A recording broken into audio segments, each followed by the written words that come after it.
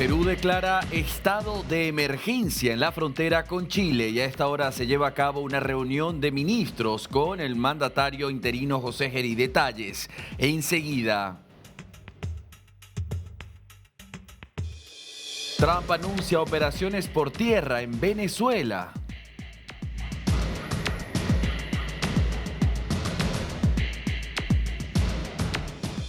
Petro rechaza la sanción por violar los topes en la campaña electoral.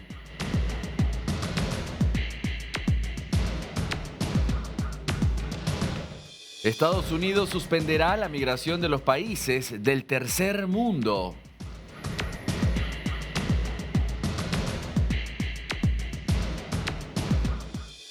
Pedro Sánchez acorralado. Detienen a 2 exfuncionarios por corrupción.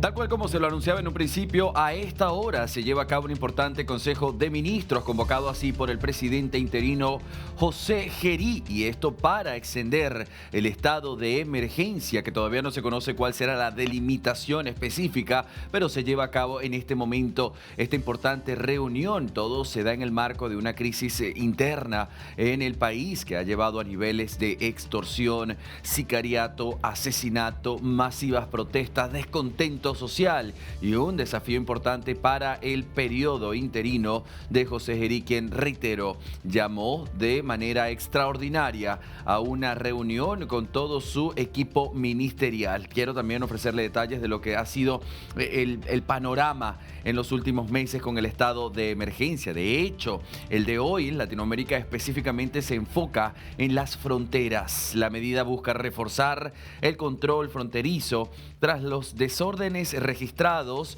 cerca del paso de Chacayuta en la frontera con Chile.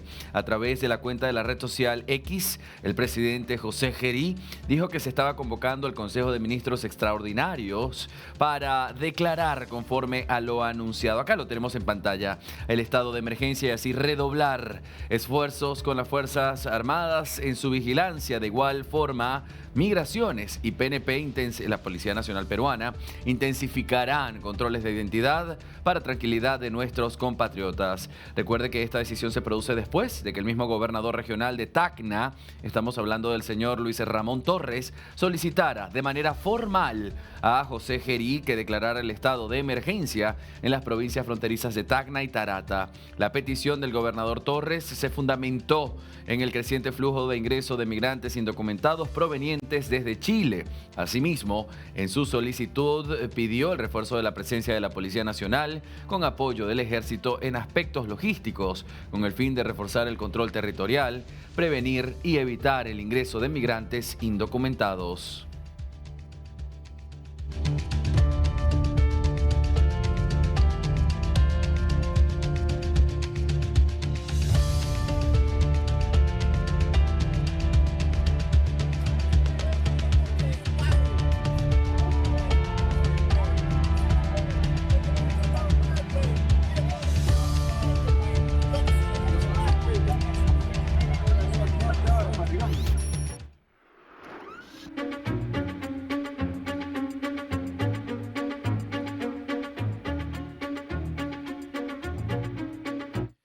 Y por supuesto, hasta ahora tenemos que mirar de cerca lo que ocurre en Venezuela. Hay 3 títulos importantes que quiero discutir con usted. Empezamos con el primero. The New York Times, este periódico que algunos ya comienzan a tildar de propagandista chavista, ha dicho que Donald Trump y Nicolás Maduro ya habrían sostenido una llamada telefónica la semana pasada. Nosotros venimos a usted contándole la secuencia de lo que ha dicho Donald Trump ante las cámaras, diciendo que llamaría en un futuro no distante a Nicolás Maduro periódico para decir algo muy específico con dos opciones, o por las buenas o por las malas. Hoy el periódico diario de New York Times saca a la luz que esta reunión, esta llamada telefónica ya se estableció y que directamente se estuvo hablando sobre un reencuentro entre Nicolás Maduro y Donald Trump. Recuerde que el mismo diario sostiene que en Estados Unidos tilda a Nicolás Maduro como un presidente ilegítimo y líder del cártel de los soles. Por supuesto, hasta ahora no ha habido reacciones de ninguna de los lados, además de este posteo nada más que hizo esta portada que deja The New York Times. También tenemos que mencionar y sumarle el segundo título de esta jornada y tiene que ver con la decisión del presidente Donald Trump en anunciar que muy pronto comenzarán las acciones terrestres de las que tanto se ha hablado, y hace unos días de hecho le mencionábamos a usted cuando estuvo la orden de Estados Unidos a la CIA para que ésta comenzara a hacer sus acciones en Venezuela. Hasta el momento hemos visto el registro de estos ataques a unas 20 embarcaciones, unas 80 personas abatidas, presuntos narcotraficantes en estos ataques letales cinéticos a los que Donald Trump desde Estados Unidos dice: salvamos la vida de 25.000 estadounidenses cada vez que destruimos una lancha de estas, mientras que desde Venezuela el mismo Diosdado Cabello en un principio hablaba de que eran pescadores, inocentes pescadores. Hoy también tenemos que mencionar que hay las palabras del mismo fiscal Tarek William Saab, quien ha dicho que estas lanchas simplemente llevan atún y alimentos, es decir, peces que han pescado estos pescadores, y permítame usted la redundancia de pescar pescadores. Pero también quiero mencionarle lo que ha dicho Marco Rubio, el secretario de Estado, al respecto, quien sostuvo que era una cuestión de sentido común. ¿Cómo se les ocurre pensar que un pescador va a ir a máxima velocidad en una narcolancha con 4 motores, sin una red pescadora, a altas horas de la noche, en una ruta del tráfico muy conocida, y que no hacen caso omiso a los 3 llamados de atención de la Fuerza de los Estados Unidos en inglés, en español y también en portugués? Es allí donde se lleva a cabo el ataque cinético en el marco de este conflicto armado no internacional. Para que usted me entienda, es un conflicto que no va directamente a un país, Venezuela, Colombia o México, sino que va en este caso a organizaciones terroristas como lo es el Cártel de los Soles o en su momento Al Qaeda, por nombrar alguna otra muy popular, muy conocida en la historia de los Estados Unidos. Estaremos atentos, pues desde Venezuela la situación ha llevado doble mensaje. Por un lado, un Nicolás Maduro que graba videos en las calles, obviamente resguardado también por su gente, pero muestra una pseudonormalidad y una parte burbuja de Caracas para dar este mensaje al mundo. Pero el mensaje que se lee entre líneas es que si no hubiese esta presión y no la estuviesen sintiendo realmente esa presión, este video que ayer le compartíamos a usted seguramente no habría salido a la luz pública. Hoy, por supuesto, también se habla de una orden que da Nicolás Maduro a toda la Fuerza Aérea para que esté muy atenta, alerta a cualquier ataque, que esté lista para defenderse de algún ataque estadounidense. La realidad es que Estados Unidos sigue sosteniendo que esto es una presión, una guerra más psicológica y de presión que otra cosa. Es decir, no hay un intento de golpe de Estado, no hay un intento de invasión terrestre como lo dicen desde Venezuela, y esto lo podemos ver matemáticamente por los números que ha desplegado Estados Unidos. Es más bien un mensaje que le deja a Rusia, a China, a Irán,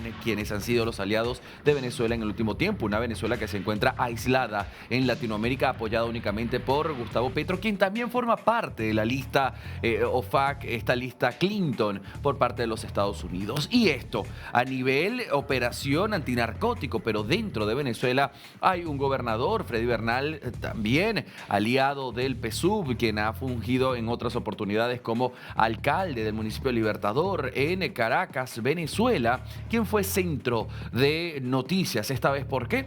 Vamos a mirar el video. Esto que parece, ¿sí? Ahí lo vemos, una cena navideña. Observe usted automáticamente lo que sucede.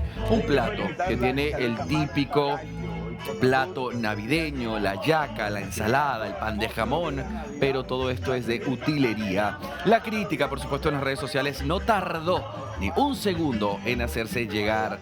La crítica que se le hizo a Freddy Bernal fue mucho más allá de utilizar esta comida de utilería, una comida falsa. Por el contrario, esta crítica se llevó a lo que es la distribución de comida de mala calidad, falta de control de calidad en la distribución de alimentos en Venezuela, problemas de abastecimiento a la población más vulnerable. Muchos interpretan esta puesta en escena como una forma de propaganda o simulación simbólica frente a una realidad, Latinoamérica, donde muchas personas tienen dificultades para acceder a la comida básica. Y por supuesto, no quiero dejar de un lado la advertencia de Donald Trump que muy pronto comenzará la acción terrestre de los Estados Unidos en Venezuela. Ahí están los 3 títulos de los que le hablé en esta jornada.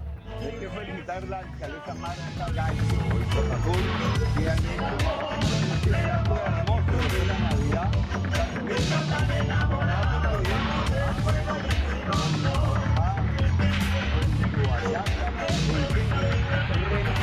Las tradiciones. ¿Qué podemos decir? Feliz Navidad en Táchira. Saludos, Táchira. Seguimos aquí en esta hermosa Navidad en Carmen. La situación en Perú. Hace unos minutos hablábamos con, como dice mi productor, nuestros ojos en el país, en Perú, Carmen Alvarado, y ella nos decía que se lleva a cabo una reunión importante entre el presidente interino José Gerí y los ministros. Pero a su vez hay otra noticia que también es importante resaltar y traer de vuelta: Pedro Castillo, Betsy Chávez. Y Betsy Chávez específicamente, que ha dejado a ambos países, a Perú y a México, con rupturas diplomáticas, esta espera del salvoconducto, el asilo. Carmen Alvarado, ¿cómo actualizamos la información? Andy, ¿cómo estás? Muy buenas tardes y muy buenas noches para parte de América Latina. Estamos en vivo y en directo y bien a la espera también de estos lineamientos en el marco de esta declaratoria de estado de emergencia que se espera en la frontera con Chile por la crisis migratoria que ya hemos explicado. Pero ahora el foco lo ponemos en el caso de Betsy Chávez Chino, porque ya hay fecha, hay novedades por parte de la Cancillería peruana.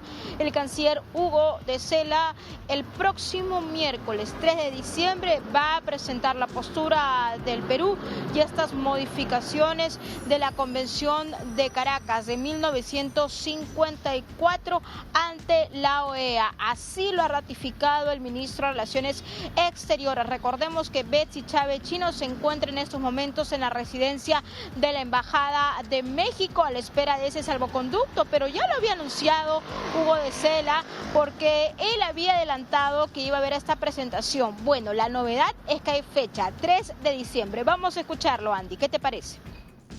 El hecho de que Betsy Chávez haya sido ya condenada no altera en nada su situación. La situación sigue exactamente igual, en el sentido de que ella es una solicitante de asilo en la Embajada de México y nosotros tenemos una posición ya adoptada públicamente sobre el tema, en el sentido de que vamos a hacer un planteamiento ante la Organización de los Estados Americanos sobre la aplicación equivocada que está teniendo la Convención sobre Asilo. Aprovecho para anunciarles que estaré viajando a Washington y que esa presentación la voy a hacer el día miércoles de la próxima semana a las 10 de la mañana. Bien, Carmen Alvarado, interpretemos este mensaje, compañera. Claro que sí, la novedad es la fecha, Andy, es lo que precisamente estábamos hablando más temprano con Cinzia, ¿no? Teníamos esa pregunta, ese interrogante. Bueno, ya hay fecha, pero aquí también la pregunta de fondo es ¿qué va a pasar? Bueno, el canciller Hugo de Sela lo ha dejado realmente más claro, más transparente. No se altera la condición de Betsy Chávez Chino. ¿Eso qué quiere decir? Que el Perú no va a ingresar al recinto diplomático. El Perú se mantiene, digamos, en esa postura de respetar el tratado internacional, mientras que por otro lado, paralelamente, se hacen esfuerzos para la presentación de esas modificaciones de esta Convención de Caracas de 1954, porque en resumen lo que sostiene el Perú, el gobierno de José Gerí, es que se está utilizando esos tratados para dar privilegios a personas procesadas o sentenciadas pues en sus países de origen. Aquí también es importante señalar que este sería el paso primordial, el primer paso que daría el gobierno transitorio para tratar de dar pues ya una respuesta a largo plazo. Y decimos a largo plazo porque ni siquiera tenemos una proyección de cuándo el Perú, o en todo caso el gobierno de José Gerí, tiene clara ya su postura sobre este salvoconducto, un salvoconducto que está esperando Betsy Chávez Chino, que ha sido recientemente condenada a 11 años y 5 meses de prisión. Así como también ha pasado con Pedro Castillo Terrones con la misma pena, y esto por conspiración, por este delito de conspiración para la rebelión. Recordemos que ayer se leyó un adelanto de fallo, falta muchísimo todavía por leer, eso es lo que dijo la jueza.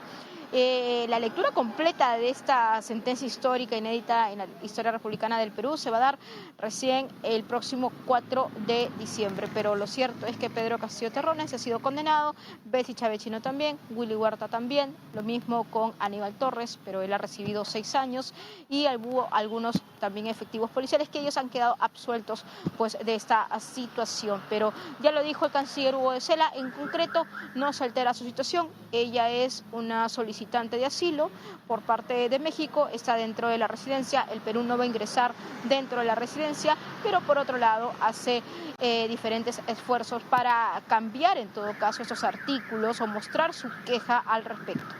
Gracias, Carmen. Vamos a seguir la noticia muy de cerca. Te veo en un ratito.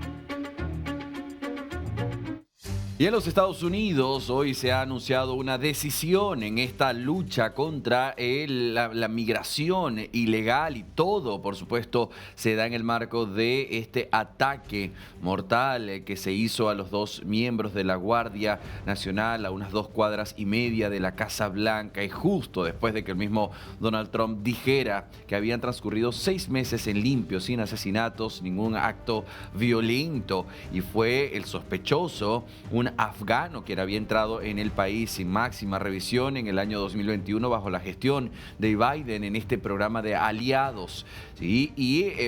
La situación ha llevado hoy a que los Estados Unidos tomen la decisión de revisar exhaustivamente las green cards de 19 países, incluidos en esta primera lista Cuba y Venezuela. Por supuesto, Afganistán también forma parte de esta lista. ¿En qué consistirá esta revisión? Además de lo que ha sido la deportación masiva con la que empezó el presidente Donald Trump en la primera parte de este mandato, en la que cuando se vence el TPS, estos programas que le permitían a los inmigrantes y que se abrió durante la gestión de Biden, se terminó, esos mismos datos se utilizaron para hacer una persecución a los inmigrantes y a los irregulares, los enviaron directamente a sus países de origen, pasando inclusive anteriormente por la cárcel de El Salvador. Ahora, la nueva noticia nos hace analizarla desde otra perspectiva. Présteme usted mucha atención. Esta vez, Cuba y Venezuela están en el listado. La medida se adopta tras el ataque de este miércoles perpetrado por el afgano y que dejó a los militares heridos, a Sandra Beckstrom muerta. Ayer lo anunciaba el mismo presidente Donald Trump en plena conferencia que tenía por el Día de Acción de Gracias. Hoy Estados Unidos va a revisar todas las residencias permanentes, conocidas como las green cards, que se otorgan a los ciudadanos de casi una veintena de países tras el ataque a tiros con 2 miembros de la Guardia Nacional en Washington. La misma USCIS había anunciado la suspensión de las solicitudes de inmigración de afganos el miércoles, minutos después del mensaje a la nación del presidente Donald Trump, quien culpó a las políticas migratorias de su predecesor Joe Biden por el ingreso al país del ciudadano de Afganistán, acusado justamente de haber tiroteado a los 2 guardias nacionales cerca de la Casa Blanca. Ahora vamos a entender más detalles. ¿Cuáles son los países afectados a los que se les prohibirá el ingreso a sus ciudadanos? Afganistán, Birmania, Chad, República del Congo, Guinea Ecuatorial, Eritrea, Haití, Irán, Libia, Somalia, Sudán y Yemen, y restringe los de Burundi, Cuba, Laos, Sierra Leona, Togo, Turkmenistán y Venezuela. Estos mismos países integran ahora el listado sujeto a la nueva revisión masiva ordenada por el director de USCIS, Joseph Edlow, tras el ataque en Washington. El detonante? Pues el anuncio que se hizo del incidente en el que resultaron heridos 2 miembros de la Guardia Nacional, una posteriormente confirmada como muerta. Ahora, el presunto responsable es Ramanullah Lakhanwal, un afgano de 29 años. Como le decía, llegó a los Estados Unidos en 2021. Mientras ese programa que desarrolló Joe Biden, el The Operations Allies Welcome, destinado a colaboradores afganos tras la retirada militar estadounidense. La protección del pueblo estadounidense es prioritaria. No permitiremos que el país cargue con las consecuencias de políticas migratorias imprudentes, es lo que decía Joseph Edlow. La decisión implica restricciones migratorias adicionales para venezolanos y para cubanos, 2 comunidades donde Trump obtuvo un importante caudal de apoyo en las elecciones del 2024 y que sin duda alguna para las elecciones de medio término también serán importantes.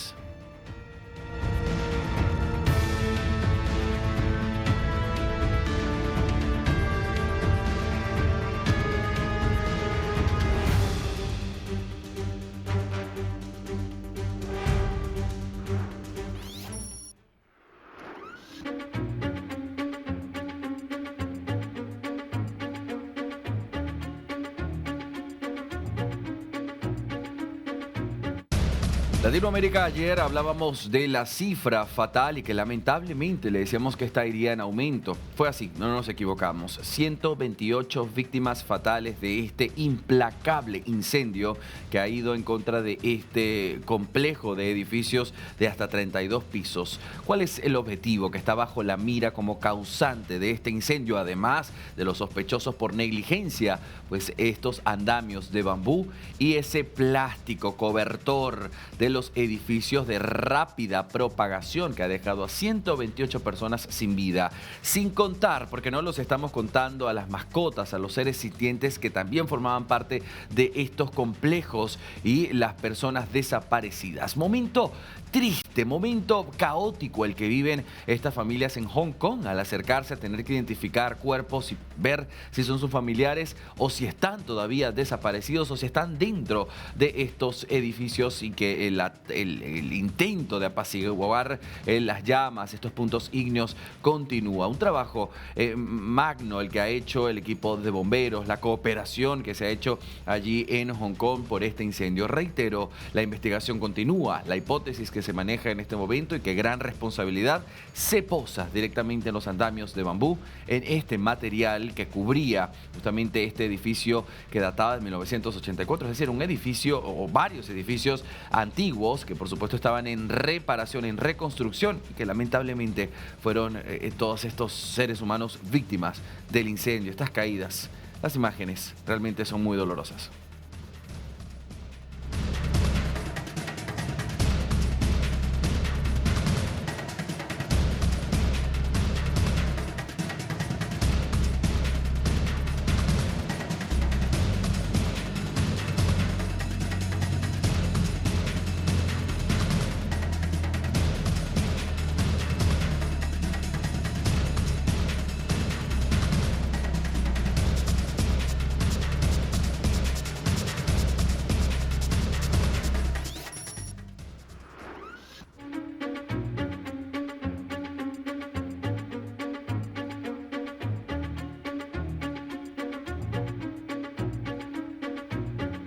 Y Pedro Sánchez, acorralado una vez más, vuelve a ser, ojo, centro de crítica. Y es que 2 exfuncionarios suyos ahora han sido acusados de corrupción. Vamos a tener que viajar hasta la pandemia 2020. Y es que estos exfuncionarios de Pedro Sánchez hicieron compras ilegales de barbijos en un momento crucial a nivel global. No era España, no era un barrio de España. Estábamos hablando de que el globo terráqueo entero atravesaba la incertidumbre que generaba esta pandemia 2020 y que algunos políticos, en este caso estos 2 funcionarios, se aprovecharon de la situación para la corrupción, para esta compra ilegal. Vamos a brindar más detalles de quiénes eran los 2 exfuncionarios, el exministro de Transportes de España, José Luis Ábalos, y su asesor Koldo García, quienes fueron detenidos por la compra irregular de barbijos, la supuesta trama de corrupción de allegados al presidente de gobierno español Pedro Sánchez. Resta un representante en la Cámara Cámara de Diputados para el oficialismo en un momento muy delicado. Los arrestos golpean al Partido Socialista Obrero Español, el PSOE, que ya viene golpeado, debe usted saberlo, en una Cámara de Diputados en la que cada vez cuentan con menos representación y se vuelven a poner bajo los focos su gestión sanitaria durante los primeros meses de la COVID-19. La detención de Ábalos y García llega pocos meses después de que la justicia ordenara el arresto de Santos Cerdán, que acá le hablamos a usted, el exsecretario de organización del PSOE, una figura clave en el hermano interno que llevó a Sánchez al poder. Cerdán estuvo 5 meses preso y quedó en libertad, pero su caída fue el primer golpe fuerte para el gobierno español. La imputación de Ábalos y García profundiza en un cuadro que, puertas adentro, el socialismo pensó ilusamente que había superado. Ábalos, García y Cerdán formaron el círculo político que reconstruyó a Sánchez dentro del PSOE cuando su liderazgo parecía agotado. Fueron quienes organizaron la campaña interna que le devolvió a la Secretaría General y más tarde lo proyectaron directamente hacia la Moncloa. Con Sánchez ya en el gobierno, los tres obtuvieron cargos de peso. Ábalos como ministro y luego como figura central del partido, y Cerdán como secretario de la organización, uno de los puestos de mayor influencia dentro del socialismo.